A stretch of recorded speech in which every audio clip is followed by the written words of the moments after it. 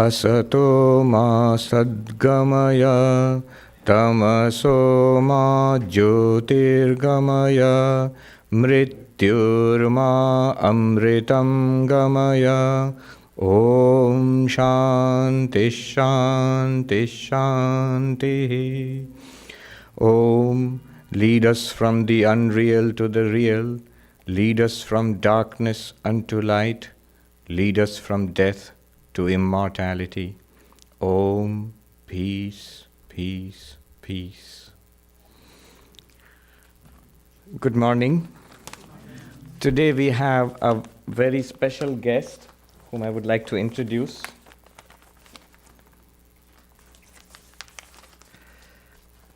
We are very lucky to have with us Swami Nikhileswarananda ji Maharaj, who is at present the head of the Sri Ramakrishna Ashram Rajkot in India.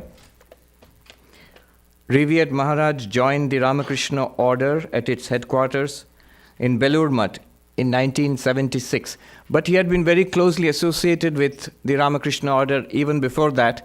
Just now at tea he was telling us how he stayed in the monastery in Madras under Swami Kailashananda Tapasyananda ji, as he was joking, as a half a monk. Even before becoming a monk, he was allowed to stay in the monastery. He was posted to Ranchi, which is now in Jharkhand. In those days, it was Bihar, from 1977 to 1986, where he guided the Rural and Tribal Development Project. Those who are from India, you've heard the term Krishi Vigyan Kendra. So it's called the Divyayan, which in fact received the award of the best Krishi Vigyan Kendra of the country. Later, for 11 years, he edited the Gujarati monthly Sri Ramakrishna Jyot, published from the Ramakrishna Ashram Rajkot in Gujarat from 1989 to 2000. He was head of the Porbandar Center for 8 years, from 1998 to 2005. You remember there was this terrible earthquake in that area, and Maharaj, he was instrumental in a lot of the rehabilitation activities after the earthquake. He constructed 37 school buildings and 3 colonies for people affected by the earthquake.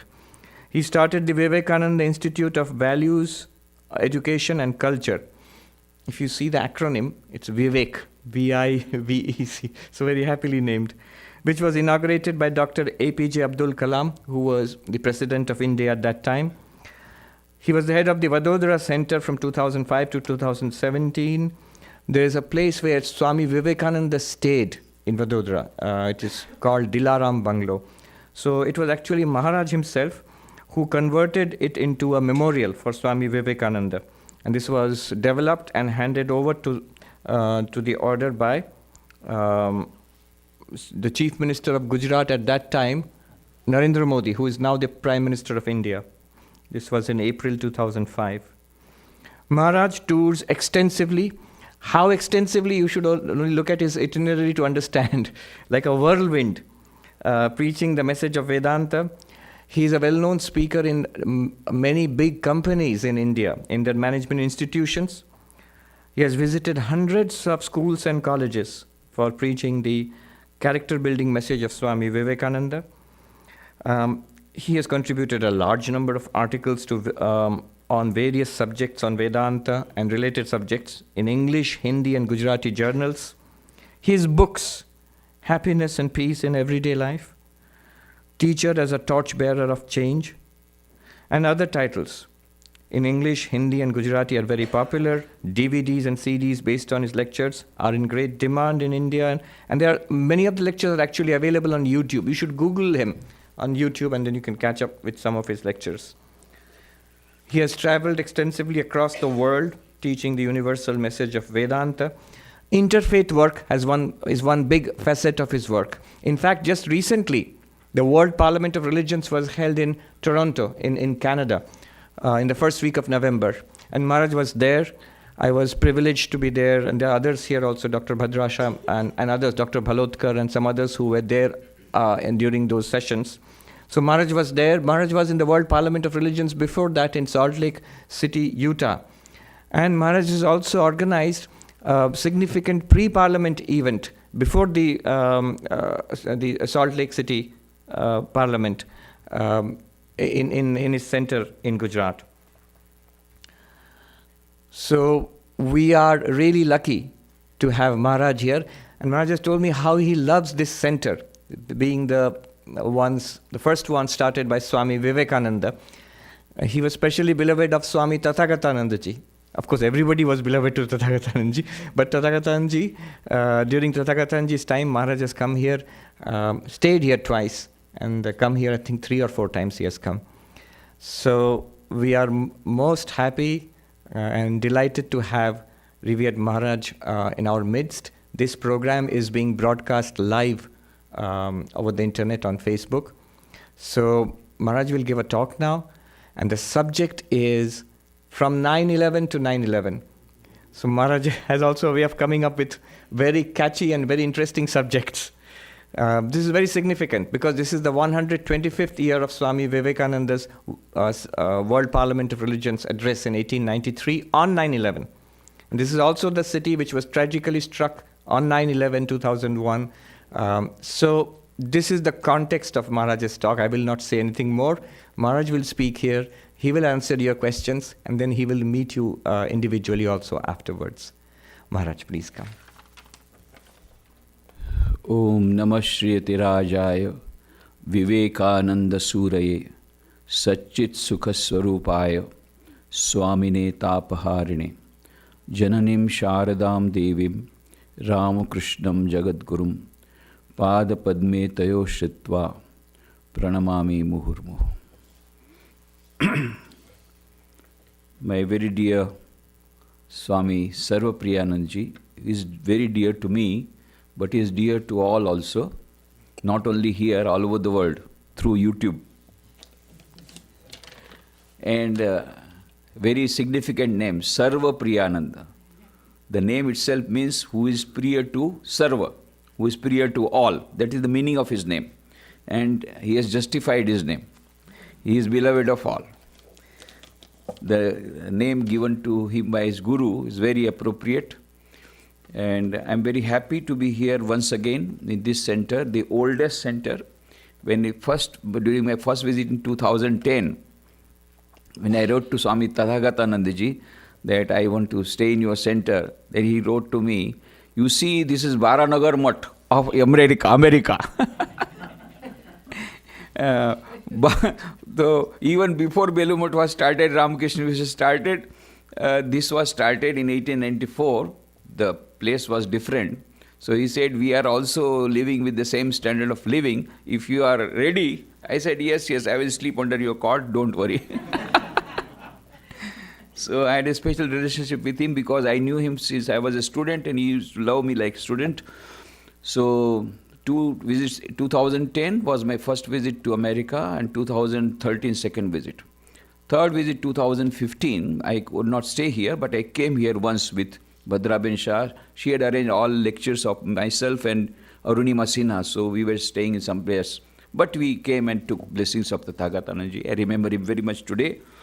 And I'm very happy to meet all of you. Many of you maybe also present during 2 or 3 times I have given talks here on this platform. So I'm very happy to meet all of you, those who have met me earlier and also those who are meeting me for the first time.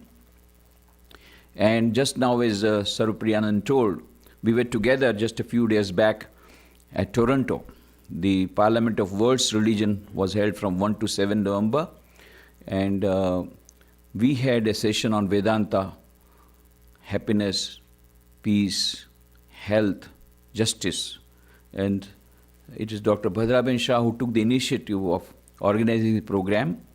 And our moderator was Sarvapriyananda, very tough man. So we had to be very tough. He said that I will have to be tough. So we had to finish everything in time. But wonderfully, it went on very well. The Parliament of Religions, for the first time, as you know, that the Canadian government declared November month because it is a month in which Diwali is coming. So that is why they declared it as Indian Heritage Month. And the Parliament of World's Religion, the 7th Parliament of World's Religion, celebrated Indian Heritage Month and Diwali inside the premises of that convention center in a big hall. Goddess Lakshmi was there. She was worshipped, and some religious leaders from various organizations of Toronto had come, and I was told to give keynote address on Vivekananda ji, and Dr. Bhadra Shah was there coordinating the whole thing. And I'm very happy she's here today, and I'm very happy to leak out this news. I do not know whether it should be leaked out or not, but it's a small group. She has now become the chairperson of the Parliament of World's Religions. She was only a trustee now. So we are very happy that our representative is there. Huh? Vice chair. Vice chair, but chair is also a woman. So next Parliament religion, we are not going to be invited. All women will be going perhaps. Anyway, it's a great pleasure. The Parliament of World's Religion, first Parliament of World Religion, from there we have come a long way. And after 1 to 7 November, I was there. And I also had some lectures in Vedanta Society there. And from there, I went to Houston, 4 lectures there. From there to Boston, lectures in Tufts University and Harvard. From there to Chicago, 2 lectures. From there to St. Louis, 2 lectures. And then I came to New York. And we had a retreat yesterday at Ridgely Manor. And before that, a lecture on 2 lectures on 22nd at the Vivekananda Vidyapith.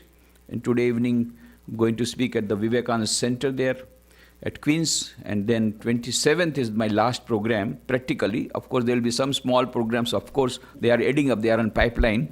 But 27th is a major program, Christian Hindu Dialogue at Long Island. And 29th, I go back to India. Again, I have to start working. I am thinking, I am so happy here with all of you.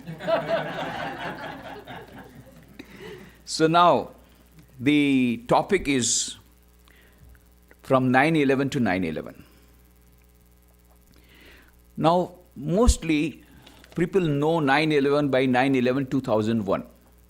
It was, of course, a very tragic incident, and we pray to God that doesn't happen again. It was very tragic. In fact, I became so much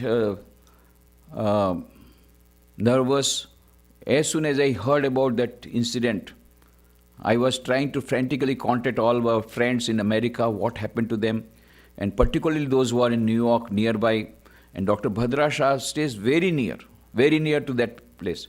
So I telephoned her, and she says that I was the first person to telephone, because for 2 days, all the lines were completely off. But as soon as the lines were destroyed, and naturally she was very much mentally affected, and it is quite natural. So it takes time for us to come out of this great trauma. Even now, you cannot, when I was talking about this in Harvard, they told Swamiji, please do not mention 9/11. Even now, it brings trauma to some people, those who are affected. So it was such a tragic incident. So we don't want that it should happen. Now what we should do so that it doesn't happen, that is what I'm going to tell. That 9/11 we all know. 9/11-2001. But there are many 9/11s. The first 9/11 I'll talk about is, very briefly, is 9/11 of 1609, when Henry Hudson, first European to set foot on an island which was called Manhattan at that time, which has now become Manhattan. And we are in Manhattan. So this Manhattan was started on 9/11. And we are talking on 9/11 at a place which was started on 9/11. And that was started, Henry Hudson was the first person to come. And then there was another 9/11 in 1906. For the first time, Mahatma Gandhi started his Satyagraha movement, non-cooperation movement at Johannesburg in South Africa. That was another 9/11. And one 9/11 we talked about, and now I'm going to talk about the real 9/11, and that is which happened on 9/11, 1893. That is the first parliament of world's religion held in Chicago, where Swami Vivekananda gave his historic address. And as you know, now we are celebrating the 125th anniversary of Chicago addresses. Can you imagine? We can understand 125th birth anniversary of some great person. We can understand the 150th birth anniversary of Swami Vivekananda, which happened 3 years back. We can understand the 150th birth anniversary of Mahatma Gandhi, which is going on now. But 125th anniversary of an address that was given 125 years back, what would have been the address? How much effect it would have been? With what far-reaching effect it would have been? Can you imagine? And that is the address was given by Swami Vivekananda on 9/11/1893. And you will be happy to know that the government of Illinois, with a charter, has declared, with a big charter, has declared 9/11 as Swami Vivekananda Day. Because he delivered that address in Chicago, which is a part of Illinois. So can you understand that? What is the impact of that? That even now today, it is considered as one of the greatest speeches in the world history. Whenever they roll, what are the greatest speeches? This speech will be there. Just now a latest book has come out in India. What are the greatest speeches of the world? The first speech is by Sri Krishna on Bhagavad Gita. Second speech is by Swami Vivekananda, the world parliament religion. So, can you imagine that is the thing? When the centenary of Swami Vivekananda's address was given, and you know the history of the parliament of world religion is like this. The first parliament of religion was held in 1893. It took 100 years for us to have second parliament of world religion that was held in Chicago. Basically, it was to celebrate this centenary of Swami Vivekananda's Chicago address. As a part of that, it was considered that we should have a parliament religions. And then they said, why not have the same parliament religion committee maybe revived? And that idea came, but it generated from Vedanta Society of Chicago. And then it took form in such a big way, and so many people have now joined, and now the 7th Parliament of World Religions was held. So gradually it is going forward, and it is having multi-dimensional approach. Apart from interfaith harmony, many other issues are being discussed there. That's very good. But the impact of this parliament religion, on 8th of October 1993, the centenary of Swami Vivekananda's Chicago address was being celebrated in the headquarters of UNESCO at Paris. The then Director General of UNESCO, Dr. Federico Mayer, was asked this question: what is the relevance of celebrating the centenary of an address given 100 years back? Then he said, the speech of Swami Vivekananda delivered in 1893 was very relevant when he told this. Now it has become more relevant in the face of the interfaith harmony still needing lot of improvement. And lot of forces still going against interfaith harmony. It is at this time we need this speech of the message of Swami Vivekananda more than ever. And so it was celebrated in the UNESCO headquarters in Paris. And then Dr. Federico Mayer said, I was indeed struck by the constitution drawn up by Swami Vivekananda in 1897 while starting Ramakrishna Mission, with that the constitutions of UNESCO, which was drafted in 1945. So many years he was ahead of times. Whatever UNESCO is thinking, Swami Vivekananda is thinking more than 50 years back. Same language, serving people irrespective of caste, creed, color, religion, nationality, serving the underprivileged people, women empowerment and development, harmony of religions, respecting all religions, so much so that Swami Vivekananda made a rule that anybody, not even a monastic member, but even a lay member, wants to become a member of Ramakrishna Mission, he or she has to give a declaration in writing that he or she will respect all religions. In fact, we have in our order monks from various nations, speaking various languages, coming from various faiths, Christian, Buddhist, Islam, Muslim, Sikh, Jain, all types of monks are there who are living together without being converted. And we are celebrating Christmas even a very big way, not only in America or Europe centers, but in many of the centers of India. We celebrate Eid in a very big way in all our centers in Bangladesh, 15 centers. We have also the birthdays of Guru Nanak, of Buddha, of Mahavir, Krishna, Ram, all the major faiths, their birthdays of those prophets are being celebrated in most of our centers, not only in India, but all over the world. So that is the interfaith harmony Swami Vivekananda said. So Dr. Federico Mayer said that the message that Swami Vivekananda gave has become more relevant. And may I add, this is what was in 1993. Today, 2018, it has become more relevant because in between another 9/11 has come. Why this 9/11 happened? If you go deep into the problem, go to the root of the problem, it is nothing but a perverted form of fundamentalism. This terrorism is nothing but perverted form of fundamentalism. There may be many more issues, many political reasons, political and economic reasons. I don't want to go into all to this, why, what is terrorism and how it is about. But one of the important reasons of terrorism is fundamentalism. The people who are sitting in the plane were praying to God and thinking that by killing these 3,000 people, they will go directly to heaven. This is because of the fundamentalism.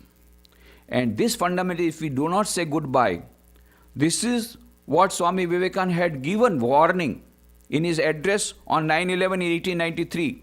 Had we listened to his warning, listened to his advice, this 9/11 would not have happened. Now, even now it is not late, too late, better late than never. Even today, if we do not listen to the message of Swami Vivekananda, we will not be able to avoid future 9/11s. If we want to avoid future 9/11, let us go back to 9/11, 1893, when Swami Vivekananda delivered his historic speech, where, first of all, he thanked all the people in the name of the order of the monks and in the name of the nation, and also told how we do not believe only in toleration, but we accept all religions as equally true. He was the first person to talk about acceptance. All were talking about toleration or not toleration. There were two alternatives. Should we tolerate other religions or should we not tolerate? Some said we should not tolerate other religions. There is only one religion which I am following, so I am boycotting.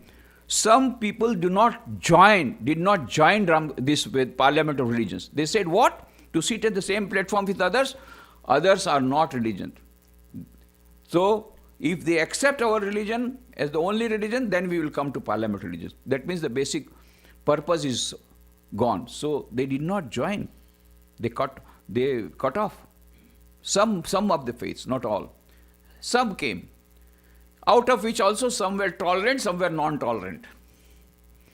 Nobody talked about acceptance. Swami Vivekananda said, we do not believe only in toleration, but we believe in universal acceptance. We accept all religions as equally true. He was the first person bold enough to talk about that. You know, toleration, what is toleration? You know, in India, if you go to India, then only you will be able to understand this. When you go to India in the train, all the people are huddled like animals. So much of rush. But when they are reserved compartment, then you have got a reserved seat. But sometimes you file in the reserved compartment, unreserved people come. And they occupy your seat. And then you say, this is my reserved. Oh, have you purchased this train? No, you can't say anything to them. They are in a big group. So what do? You are alone. This is a big group. You tolerate them. This is called tolerance. So, I know that my religion is the best. I know that your religion is the inferior most. and one day it is going to be vanished by me. I know it takes some time for me to vanish your religion from this earth, but till that time I tolerate you. That is called tolerance. But Swami Vivekananda said, no, we accept all religions as equally true. And why could he tell like that?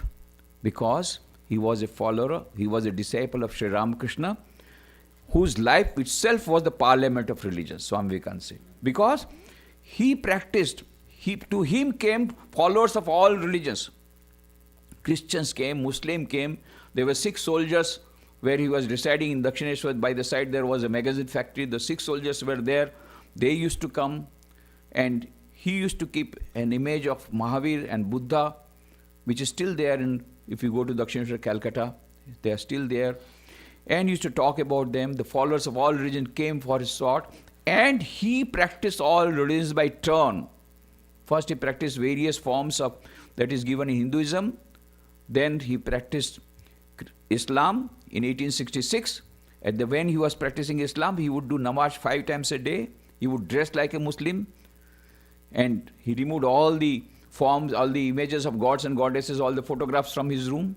That he was just a Muslim. And at the end of the spiritual practices under Islam, he found that he came to the same point, the point at which he had come after practicing Vedanta and various forms of Hinduism. Then, 1873, he practiced Christianity. Bible used to be read out to him. Then he went to a nearby garden house, Jadu Malik garden house, and there was a picture of Madonna and Christ. And when he was looking at it, suddenly the picture became alive, and the rays came from that Madonna and Christ, entered into him, and then he fell unconscious. He went to superconscious state. After some time, when he was strolling under a Panchavati tree, suddenly he found a tall man coming from the other side, fair like complexioned. And he was thinking, who is he? Suddenly somebody from within him came. Oh, here is the Jesus Christ who shed his blood for saving humanity, who served humanity in such a great extent. Here is Christ. This is what was told from his subconscious mind. Suddenly Christ came and embraced him and entered into him and disappeared. And then he fell down into superconscious state. He found at the end of each and every spiritual practice, whatever realization he got was one. That superconscious state, there was no difference.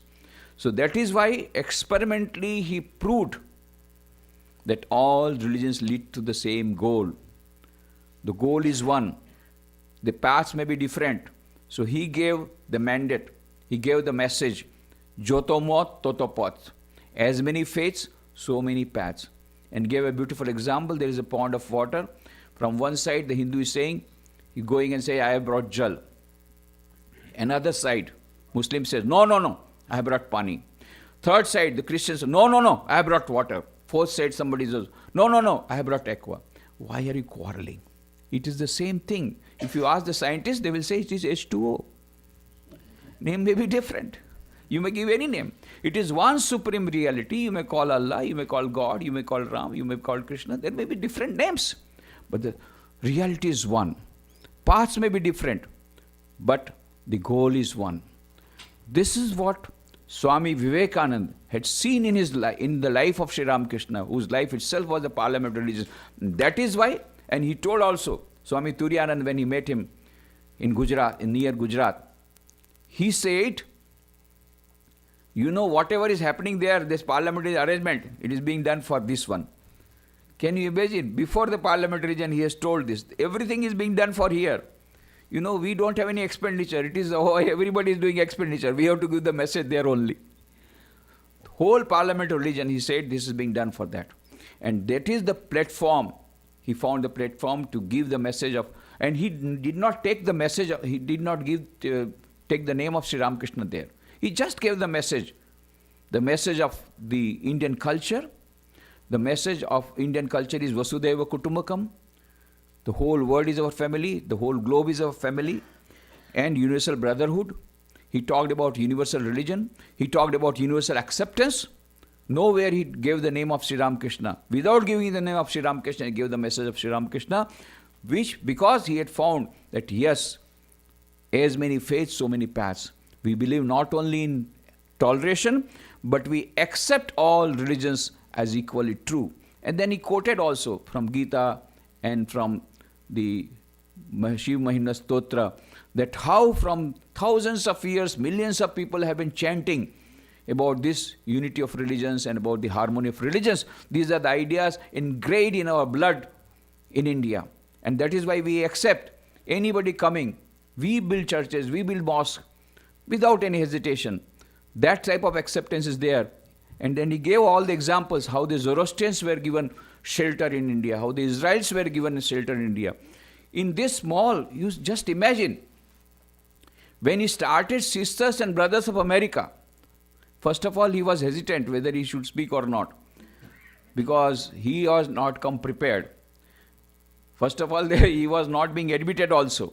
This is also a big history. The history of how he was admitted is also a very big history. Can you imagine? He has come all the way from India with great difficulty. They have given him the ticket. They have collected money enough for the ticket. There is no other money available with him. And that was converted by his disciple, the Maharaja of Khetri, Ajit Singh Ji, into a first-class ticket. That is how he could talk to Jamsetji Tata on the voyage from Japan to Chicago. That's a different thing. But when he came here, he said, the time is over. We cannot take any more speakers. And where is the credential for you? Who is sponsoring you? Now, he did never imagine. He was a monk, very simple monk. He thought when he will go there, he will be admitted as a speaker. So simple as that. And the youth that Allah Singha Perimal and all the Madras, they also said when Swami Vivekananda goes there, they will be admitting him. They did not know the procedure. It is very by chance that because did not have money, so now what to do? The hotels in Chicago were very costly. So he heard Boston is a little cheaper. So he went to Boston, and there he remembered that Miss Kat Sanborn had given invitation. So he remembered when he was traveling in the train. So he remembered the invitation. She was in Massachusetts. So he gave a big telegram without waiting for the reply. He went and reached there. And Miss Kat Sanborn was very happy. He would take him round, this Swami Vivekananda, in his horse carriage, all round the small village in Metcalf, and show what a beautiful curio she has brought from India.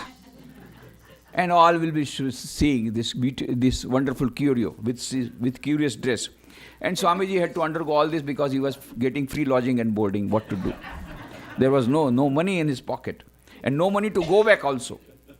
It is by chance that Miss Kat Sanborn had to go to Aniscombe village, and there by the side was Professor John Henry Wright, who was professor in Harvard University, Greek department. And when he talked to Swami Vivekananda, he was amazed by his knowledge and wisdom.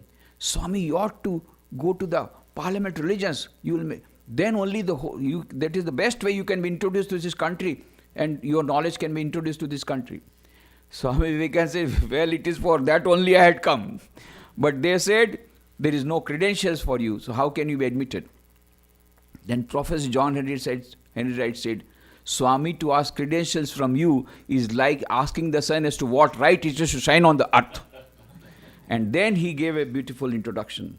He said, where he wrote to the chairman of Parliament of World Religion, Dr. Henry Barrows, here is a man who is more learned than all our professors put together. And with that introduction, Swamiji came, and he was given the ticket also by Professor Wright, and he was given the address of Parliament regions by the train was coming from Boston to Chicago. On the way, the merchant met him. He said, I will show you. You give me the address, I will show you. And after that, once the train reached Chicago, where it disappeared, don't know. And the address is also gone. And now Swamiji doesn't know where to go, and he was asking some people. He didn't know German. That was a German area. They did not know English. So, just imagine, 9th of September, Swami Vivekananda, because of that great cold and did not have proper clothes, he spent his night in a boxcar in Chicago railway station. 9th September. And 10th September, when he was going all the houses, they smashed doors on his face, and then he was exhausted. Ultimately, by near the church, under a tree, he said, okay, God, "Oh Lord, your wish be fulfilled. You want that I should die here because of hunger and cold. Okay, now I am ready here for dying." When he was sitting there for dying, exhausted, at that time the window opened, Mrs. Hell looked out, came, "Are you a delegate to the Parliament of Religions?" See, I am not telling you a story. It is all that has happened. It is not a film. This is all has happened. And she asked, "Are you a delegate to the Parliament of Religions?" "Yes."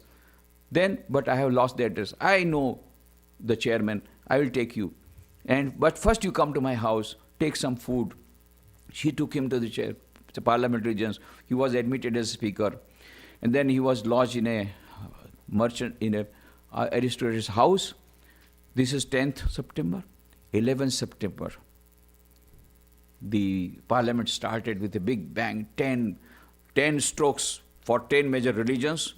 It started in the morning, and the chairman asked only 17 people of 17 different faiths where to give reply to the welcome address on the first day. No other thing, just formality, 17 people, out of which one was Hinduism. Swami Vivekananda was representing Hinduism. So he was told in the morning, but Swami Vivekananda never knew it will be such a big crowd. 4,000 people sitting in that Columbus Hall in the Art Institute of Chicago. He had never seen such a crowd, he had never he had never lectured in such a hall, and he had not prepared his speech also. So he became nervous. Then he said, "No, later. In the afternoon session, then the Henry Barrow said, if you want to talk, others don't talk." This is the last chance. So then he stood up and took the name of goddess Saraswati and remembered his master Sri Ramakrishna and started his speech, "Sisters and Brothers of America." And suddenly something happened with these magical words. All the 4,000 people stood up, clapped, and they are not sitting, standing and clapping. Swamiji thought, have I made some mistake or what? First of all, he was afraid. But it was applause for not for making him sit down, but it was really an appreciation of the words that he had spoken. Now, can you imagine? So we made an experiment, We in Rajkot, we celebrated 125th anniversary of Swamiji's address of 9/11. And so we had a youth convention, about 800 youths had come. So it was in Vivek Hall at Ramakrishna Ashram, Rajkot. Then I said, "You see, you are not in Rajkot, remember. Imagine, you are in Chicago. This is not Vivek Hall, this is Columbus Hall. And this is not 11th September 2018, this is 11th September 1893. And here is Swami Vivekananda, there is a big picture. This is not a photograph, Swami Vivekananda standing here. And Swami Vivekananda says, 'Sisters and brothers of Rajkot.' And he says, 'Sisters and brothers of America,' just as he has told. And now you all stand up and give ovation for 2 minutes. And they stood up, clapping. Afterwards they got exhausted. They could not go up to 2 minutes. I said, I am telling you, still you are not able to go on clapping for 2 minutes. There, without telling, they stood up. And Professor John Henry Barrows writes, there are 2 big volumes, Parliament of World's Religion, the proceedings of that, where he says, the applause after when he addressed Sisters and Brothers of America, the applause lasted for a few minutes. And somewhere it is written it was more than 2 minutes. Even if you take 2 minutes, just imagine. He was given 5 minutes, 2 minutes gone for Sisters and Brothers. And why it made such an impression? Because he spoke from the heart. Because he had practiced Vedanta. According to Vedanta, each and every human being is a part of the divine. And that is what he told later on in his paper on Hism, that Amritasya Putra, ye are the children of immortal bliss, holy and perfect beings. Ye divinities and sinners, it is a sin to call a man, so it is a standing label on human nature. Come up, O lions, and shake up the delusion that you are sheep, your souls immortal, spirits free, blessed and eternal, ye are not matter, ye are not bodies, matter is servant, not he the servant of matter. That is what he told later on. But this is what is in his mind. He is talking, he is looking upon them not as human beings, as manifestation of the divinity. And he is really feeling that kinship. So because the words came from his heart, and because he really felt the unity of existence, and he had practiced that Vedanta, and because he had practiced that Vasudhaiva Kutumbakam, that the whole world is a family, that is why he felt also, these are all my sisters and brothers of America. Because of that feeling that came from a heart, and these words that touched the hearts of all the Americans, and that is how they stood up and clapped for 2 minutes. That is a magical event, a historic event. You cannot repeat it. I tried to repeat it, I could not do it. You cannot do it. You cannot do it even artificially. Yeah. Stand up and standing ovation. So 5 minutes gone, out of 5 minutes, 2 minutes gone, only left with 3 minutes. Within 3 minutes, he made a history, created the history. Within 3 minutes, he created the history, and within 3 minutes, he gave the real message that is more relevant today than it was given at that time. It remains as relevant as ever. That is why Irina Bokova, when I invited her, the Director General of UNESCO at that time, in 2013, we had an international youth conference in Baroda. So she could not come, but she sent her message on video. There he also said that Swami Vivekananda's message is more relevant than it was given at that time in Chicago, more relevant today. And when President Obama, when he went for the first time to India, he addressed the joint parliaments of India. And there he said, I am proud to belong to Chicago, where Swami Vivekananda, he could not properly pronounce Vivekananda, where Swami Vivekananda delivered his speech. You understand what is the impact of that speech. And he gave portions of that speech also in his address to the parliamentary, joint parliaments of India. President Obama says, I am very proud that I belong to Chicago, where Swami Vivekananda delivered his historic speech. And when President Kobe, Prime Minister Kobe from Japan, when he came to India, he also addressed the joint parliaments of India, and he quoted not only from the speech of 9/11, also from the final address of 27 September. He quoted verbatim in this parliament. So just imagine, world thinkers all over the world, they are giving so much of importance. What is there in that 3-minute speech? Because for 2 minutes gone for clapping, now only 3 minutes left. Within 3 minutes, Swamiji created that history. So much so that the next day, all the newspapers full of Swamiji's big photographs and his news items, all on great praise. In the streets of Chicago, there are big posters of Swami Vivekananda. They are hung. How this magical thing happened. And the New York Herald wrote at that time, the greatest figure in the parliament of religions is Swami Vivekananda. You know, so many hundreds of religious leaders had come from so many countries. But this newspaper says, New York Herald, the greatest figure in the parliament of religions is Swami Vivekananda. After listening to him, we feel how foolish on our part to send missionaries to India. Their religion is so great. Rather, we should invite missionaries from India. Great paradigm shift came in the thinking.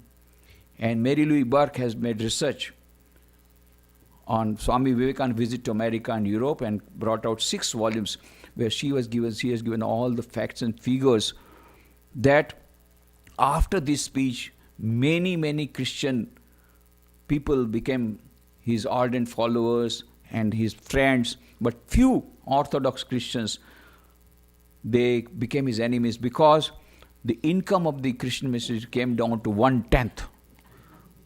So far they were printing in the books of the children.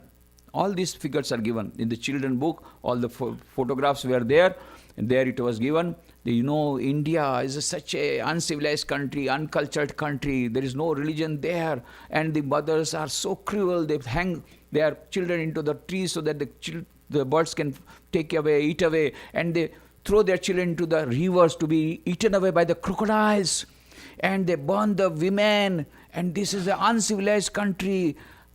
Send the Bible there, send the Bible there. These are the poems that used to be recited by the children there. And suddenly Swami Vivekananda comes, 9/11, Says, and he gives a very short speech, the whole thing changes. So much so that when he was in Detroit is the place where the real war took place. And there, a lady stood up. Swami, you are boasting too much about your Indian culture. Is it not true that in your country, your mothers throw away their children into the river to be eaten away by the crocodiles? Is it not true? Then Swamiji stood up and said, yes, madam, that is very true. You know, I too was thrown like this by my mother. But you know, I was so fat, crocodile could not eat me, so I am here to speak before you. That is how he had to answer this question. One-man army. Even his own friends, even his own friends of his own nation were against him. They joined hands with the other people. He was all one-man army. But he had to undergo that. But still look at this 9/11, how much far-reaching effect it had. And it has today. So the most important part of that Chicago address is this last paragraph where he says, sectarianism, bigotry, and its horrible descendant fanaticism have long possessed this beautiful earth, drenched it often and often with human blood, sent whole civilization to despair, and sent whole nations to destruction. Had it not been for these horrible demons, our human society would have been far advanced than it is now. But their time has come, and I fervently pray that the bell that tolled this morning in the honor of this convention may be the death knell of all sorts of fanaticism, of all sorts of persecution, whether with the sword or whether with the pen, and of all sorts of uncharitable feelings between the persons wending their way to the same goal. See the words, powerful words. Sectarianism, bigotry, and its horrible descendant fanaticism have long possessed this beautiful earth. He told 9/11. Today also it is very true. We have not gone far away from that. Another 6 parliamentary religions, 7 parliamentary religions. Also we talked about inclusion, love, universal love. All those people had come. They were very positive minded. But this were only 10,000 delegates from 120 countries of 200 faiths. But there are so many people. Now, of course, the number of those narrow-minded people is coming down. But we have to go a long way. Do we want now another 9/11? Can we afford it? Can humanity afford it? Do we like the incidents like 9/11 to happen in the history, in the future history? If not, then what we should do? Now it's a globalization has come. Communication technology has undergone tremendous transformation. It's a global village. But where is the global peace? Global peace cannot come till we have global civilization. And global civilization cannot come until there is interfaith harmony. Samuel P. Huntington has written a book, beautiful book. The name of the book is The Clash of Civilizations and Remaking of a World Order, where he says, whatever world wars are going on, cold wars or real wars, we do not know also about these small wars that are going on. They are not wars between countries. They are clash of civilizations. Basically, they are clashes between two religions. It is a clash of civilizations. It is a clash of religions. It is a clash of faiths. So unless until interfaith harmony comes, we will not be able to have a global civilization. Unless until global civilization comes, we will not have global peace, and incidents like 9/11, God forbid, will not be able to avoid in future if we do not urgently go for the message that Swamiji gave 9/11. If we want to avoid the incidents like 9/11 future, there is urgent need that we give importance to the message given by Swami Vivekananda on 9/11 in 1893, where he talks about harmony of religion. He says, acceptance of all religions. If we do not accept all religions, and if we still continue to harbor that hatred, narrow-mindedness, fanaticism, and Swami Vivekananda had used the word these demons, horrible demons. I think if had he been today, he would have used the word horrible terrorist. Yes, these demons have become terrorists. And fanaticism has become terrorism. It is a perverted form. So what do we want now? Do we want world peace? Do we want global peace? Then we must have global civilization. If we want global civilization, we must have interfaith harmony. How interfaith harmony can come? Many methods. Number one method is, I call it Blacksmith Method. What is a blacksmith, you know? The story is there. There was a blacksmith, and so he had a very wise son. So he told, you see, when the iron is hot, at that time I have to give the hammer. So please see that the fly do not sit on my head. The son said, don't worry, I will not allow any fly to come sit on your head. So, but he saw, that wise son saw that there was a fly sitting on the head of the person who was at that time doing his blacksmithy work. How dare you sit on the head of my father? He took the big hammer and smashed the fly. Fly gone, father also gone. This is called Blacksmith Method of removing the fly. This is what is being done. Oh, there is so much of hatred amongst religions. Let us say goodbye to religion. Swami Vivekananda says, if you remove religion from human society, what would be left is a society of brutes only. A forest of brutes, not society. A forest of brutes that will remain if you remove religion and spirituality from the human society. So Blacksmith Method will not work. Second is Pro-Christus Method. Pro-Christus was a special Greek god who had that feeling in his, who had conviction in his mind that his bed was the most perfect bed in the world. So anybody who will go there, top of the mountain, Pro-Christus will make him sleep on his bed. And if the man was shorter than the bed, he will just pull his legs and put it in the form so that it suits the bed.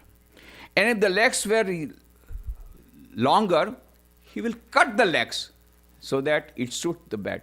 But he says, my bed is the most perfect bed in the world. If you cannot sit, if you cannot suit that one, I'll cut your legs or I'll pull your legs. This is the second method of harmony of religions. The religion said, yes, we want all of harmony, but my religion is the best religion, and if you cannot come to my religion, I will cut you to pieces. You must, because we have to have harmony of religions, and that can come only when there is one religion. When there are no religions, then there will be no disharmony. So best is that we have one religion. Which is that religion? My religion. And so remove all the other religions. My bed is the most perfect bed. My religion is the most perfect religion. All other religions will lead you to hell, and because you are getting hell in reaching hell, we are getting late in reaching hell, okay, we will give you just now, send you to hell by cutting you. This is the Pro-Christus method. Third method is tolerance. Let us tolerate, try to tolerate. But the fourth method is the Vivekananda method, what's suggested by Swami Vivekananda, and that is acceptance. Let us accept all religions as equally true. They are right in their own way, but you go in your own way, I go in my own way. We will reach at the same goal. There need not be. A time will come when humanity will have to accept this message of Vedanta, this message of Indian spiritual culture, which was practiced in the laboratory of his life. There's a beautiful book, God of All by Claude Ellen Stark, in which he said, there's a big problem of multiple faiths. This plurality of religions is the biggest problem, where one set of religions trying to exclude all others and other set of religions trying to include all others. Both ways it is plurality of religions. And this cannot be solved if you just give a theorem that all religions are equally true, and that is why we should have harmony.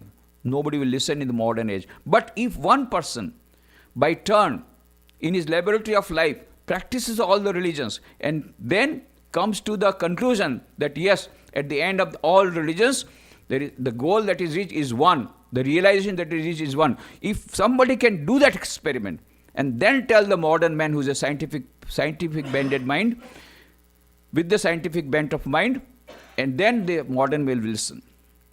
And then he says, fortunately, such a man was born 100 years back. Sri Ramakrishna Paramahansa, who practiced all religions by turn in the laboratory of his life and proved that all religions lead to the same goal. So all religions are true, and there are various different methods of reaching one ultimate reality. Unfortunately, we are unaware about him. So the more we spread the message of Indian culture, of Vasudhaiva Kutumbakam, the more we preach, and we become instruments of preaching the message of Sri Ramakrishna, of Swami Vivekananda. What he told in 9/11, in 1893, if it is more and more broadcasted, then only we can be sure that there will be no future 9/11. Thank you very much.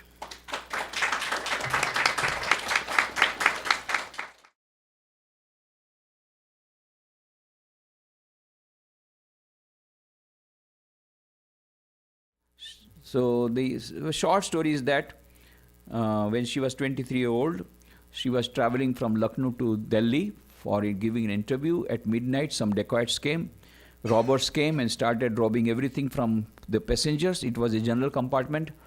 She refused to give her golden chain. She said, it has been given by my mom and I will not give. And these people became infuriated because all others had given, and they were all men. And this is the only woman, but she was at that time already a national volleyball champion and a very bold girl. So she refused to give. Then and she refused to fight with these four people. Now the four people, the four robbers, they became very much infuriated. They just pushed her out of the running train. And on the other parallel track, another train was going. She collided with that, collided 2-3 times with the two trains, and then fell down, and her left leg below the knee was crushed. Then whole night she was crying, nobody came to help. Next day morning she was taken to a nearby place called Bareilly, and at Bareilly hospital, civil hospital, the doctors were discussing this girl is going to die because already gangrene has started and we don't have anesthesia to have an operation of amputation. Now this girl was not fully unconscious. So she cried out, no, I want to live. If you don't have anesthesia, please carry out operation without anesthesia. And the operation was carried out without anesthesia. She bore that pain for 2.5 hours. The leg was amputated.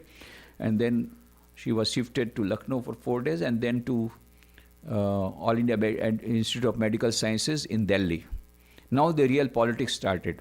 The Delhi government accused the UP government that there is no order, law and order situation is very bad, that a sportswoman like her, national volleyball champion girl, is also not safe in UP. So the UP government replied that law and situation is very good in our state. This girl was trying to commit suicide, and that is why she jumped, and that is why her leg was below this crust. She felt very bad. Then she told, no, it is not the thing, but no media people also did not listen to her.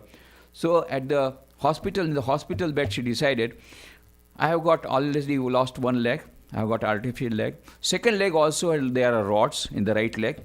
In spite of that, with that, I will conquer Mount Everest, create world record, then these media people listen to me. And she was not never a climber. She was only volleyball champion. But she said, no, I will go to Mount Everest. Then she underwent training, mountaineering training for about 2 years. 2011, it was on 11th April 2011. This is what happened. In 2013, 23rd January 2013, she came to Baroda for giving a motivational talk. I was at the time in Baroda. Baroda, there is a house where Swami Vivekananda himself stayed, just now as you heard. He stayed as the guest of the then Diwan Manibhai Jashbhai. So on 18th April 2005, Narendra Modi, the then Chief Minister of India, came The then Chief Minister of Gujarat came, now the Prime Minister of India. He came personally and headed over the bungalow to us for converting to befitting memorial of Swami Vivekananda. So then they had invited me for chairing the session. I said, no, I'm extremely busy, but if she wants, she can come here. Then she came. Then very sincerely she asked that I want special blessing because, with persons with 2 legs also dying in Mount Everest, and it is such a height, and at the same time it's very dangerous, so I want your special blessing. I was moved by her sincerity. I said, you see, frankly to tell you, I can't give you blessing. I can give you best wishes. If you really want blessing, you go to the room of Swami Vivekananda, where Swami Vivekananda stayed, and you go meditate there, pray there, and if you get blessings from Swami Vivekananda, you can do anything. She had that faith. She did not know much about Sri Ramakrishna. She never heard the name of Sri Ramakrishna Sarada Devi, and she heard about Swami Vivekananda because in her childhood, her father used to read out some books. That's all that she had, very faint thing. And though she was in Lucknow, she never went to our center in Lucknow. She was not connected. But she went to that room. She meditated, and after coming, she said, I have felt very peaceful and I feel energized. So I was happy that the transformation comes so quickly. Then I gave her some books of Swami Vivekananda, and I gave her the photograph of Sri Ramakrishna Sarada Devi and Swami Vivekananda. I said, you keep this photograph with you. Anytime you are in danger, just pray to them and don't bring this photo. You keep this photo on the top of Mount Everest. Now that became her passion. I have to keep this photo. That became her task. I have to keep this photo on the Mount Everest. So when she was only 1,000 feet away, the Sherpa said, you can't go. Oxygen is completely out now. So there you can't survive without oxygen. Come back. She said, no, it is there only. I have to put this photograph there. Okay, I will not be able to come. I will die. But let me finish the work that I have promised to Swamiji that I will put the photograph. She took that risk and went there. Went there, put the Indian flag there at 10:50 a.m. on 21st May 2013 and created the world record of being the first female amputee of the world to climb Mount Everest on 21st May. Then she put the photograph, worshipped the photograph and kept it there and started coming. She collapsed because no oxygen. It was by chance, and I will say it is grace of Sri Ramakrishna, Sarada Devi and Swami Vivekananda, that her Sherpa saw a Britisher was climbing up. And when he saw that the climate has become so bad, it was already 11. After 11 a.m., it is considered suicidal attempt because the snowfall started and so much of breeze going on, temperature has gone down to minus 40 degrees Celsius and all that. So when he saw that a climate is so bad, he started coming back. So before going back, he put down his oxygen cylinder. Normally they have to have 2 oxygen cylinders, one for going, one for coming back. So she had also had 2, but in between her leg was coming out and all that. Because of that, both cylinders had gone, oxygen cylinders.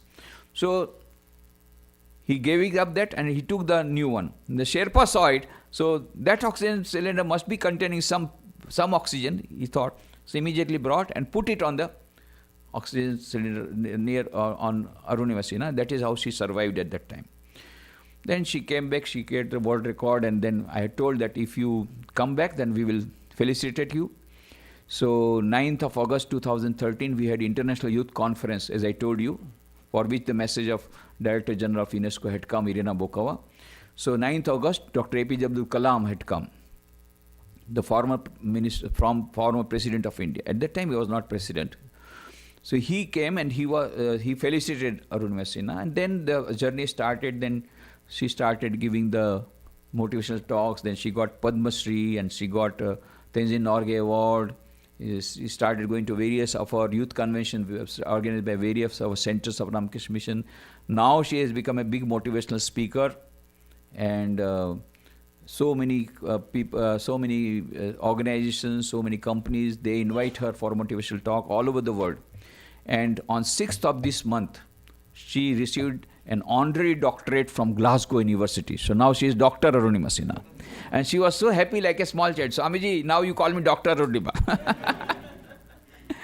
So she is very simple like a child, and she has that faith. Last year she got initiation, Mantra Diksha from Swami Gautamananji also. She has faith in Sri Ramakrishna, but she is very peculiar. All the sportswomen are, they are peculiar. Moody. When she will do something. So anyway, but whenever she has problems, she will telephone. Yesterday again she telephoned. It's a big talk. Anyway, so the thing is this. Bhagavad Gita says, Mukam karoti vachalam, pangum langhayate girim, yat krupa tamaham vande, paramananda madhavam. This is the glaring example of that. By the God of grace, a lame person can cross the mountain. But by the grace of God, a lame person can go to Mount Everest also. Not only a small mountain. Not only that, she told, because Sri Ramakrishna, Sharda Devi, Swami Vivekananda, they took me to Mount Everest. Now I will take them to others peaks. There are 7 continents and there are 7 peaks. So she has taken upon herself the task. Only 1 is remaining. Already on 6 peaks, Sri Ramakrishna is already there. Sri Ramakrishna said this photograph will be worshipped in every house, but he did not say it will be on every continent. But this has also been done by Arunima.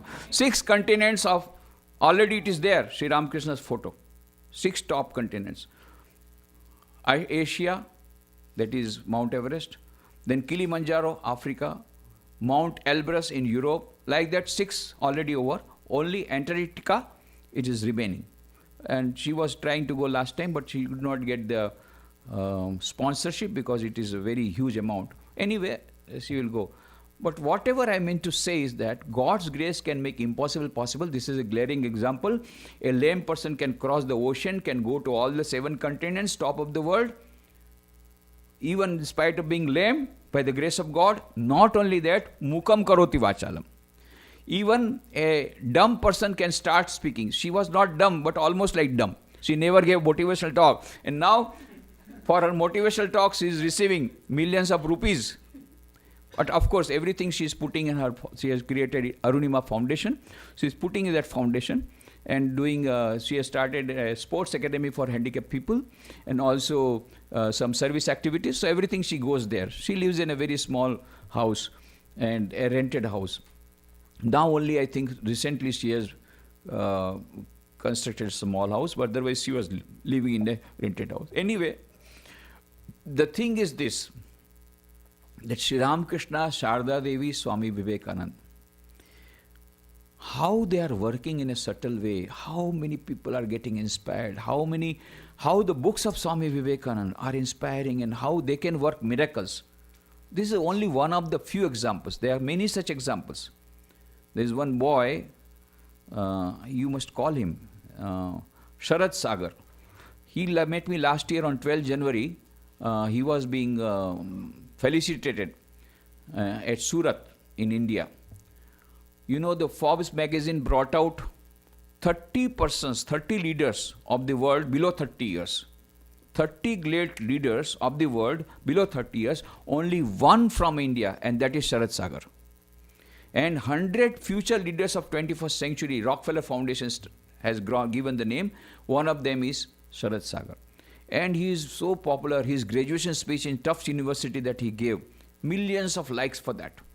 So he came 12 January last year in Surat, and then he said that I am very happy that Swamiji is here because I met him when I was 5 years old and I took autograph from him, and he had come for a youth convention in Chhapra, that was it is in Bihar state. I said, how this can happen? I say, I do not give autograph to small children. And first of all, I take the promise whether he will read the books of Swami Vivekananda or not. Then only I give the autograph. Then he showed me the autograph. And he showed this autograph to all the people. 10,000 people were there in the indoor stadium. Then again, he is in touch. It is he who organized my talks in the Tufts University and Harvard now, Sharat Sagar. But just imagine, a 5-year-old child, he said, I listened to that youth convention. He knows, and he says, whatever I told, I have forgotten. I have forgotten what I have told. He said, no, I remember that a young person had asked the question, when somebody gets angry, what you should do? And then I said, put chocolate in your mouth. I don't know now. I now know the answer. I had forgotten. I had told. He said, I heard 5 years old child. So just imagine Swami Vivekananda, by reading Swami Vivekananda books, how much he has got advanced. So this holy trio, they are working miracles even today. They are there. Swami Vivekananda said, it may be that I shall find it good to get outside of this body, to cast it off like a disused garment, but I shall not cease to work. I shall inspire men everywhere until the world shall know that it is one with God. And I think that power is still working. So thank you very much. I'm very happy to have talked to you. And I take this opportunity of inviting you all to Gujarat. Please come to Gujarat. You know, there are 15 places where Swami Vivekananda stayed have been converted into memorials. There may be many more places, but 15 have been converted into memorials. 3 are in America. Ridgely Manor, where yesterday I conducted the retreat. Beautiful place. You must all go if you are not gone. Very beautiful place. Then Thousand Island Park and South Pasadena in the western coast.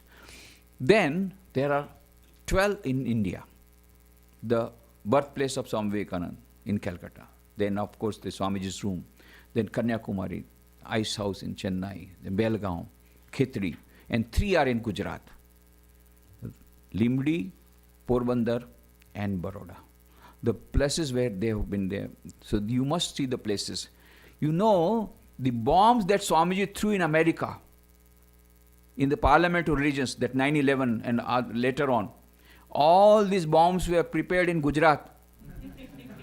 Thought bombs of non-violence, thought bombs of harmony of religions, thought bombs of universal brotherhood. These all were prepared in Porbandar.